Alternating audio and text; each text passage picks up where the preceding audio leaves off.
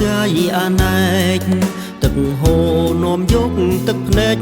គ្រាដែលបែកម្ចាស់ស្នេហ៍មាត់ស្ទឹងឈ្មោះស្ទឹងសង្កែទីដែលខ្ញុំធ្លាប់តែមកលំហែនឹងស្រីពេលខ្ញុំជួបស្នេហ៍មានតែស្ទឹងនៅជាគ្នាធ្លាប់ស្ដាប់រឿងខ្ញុំចរចាពាក្យសន្យាក្នុងរាត្រី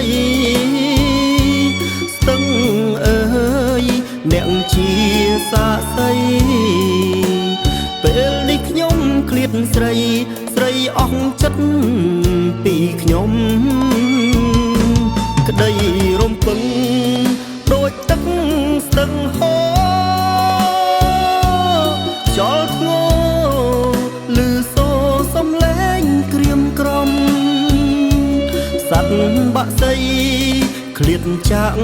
ទ្រនំខំស្រែកយំទាល់តែដួងចិត្តខ្លោចផ្សា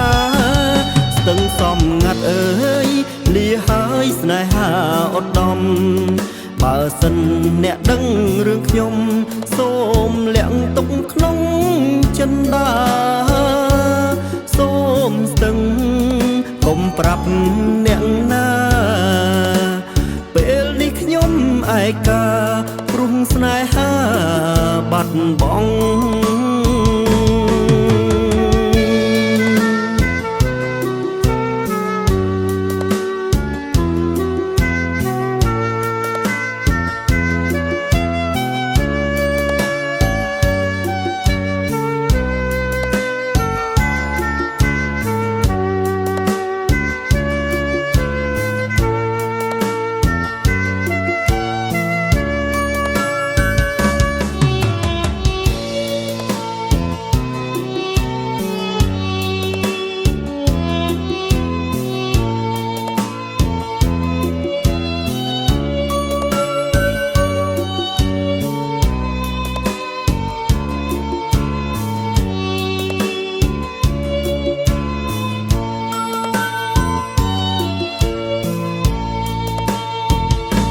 ក្តីរំពឹងដូចទឹកស្ទឹងហូរចោលធ្ងោឮសូរសំឡេងក្រៀមក្រំសត្វបាក់សីឃ្លាតចាក់ទ្រនំខំស្រែកយំទាល់តែដួងចិត្តខ្លោចផ្សាស្ទឹងសំងាត់អើយលាហើយស្នេហាឧត្តម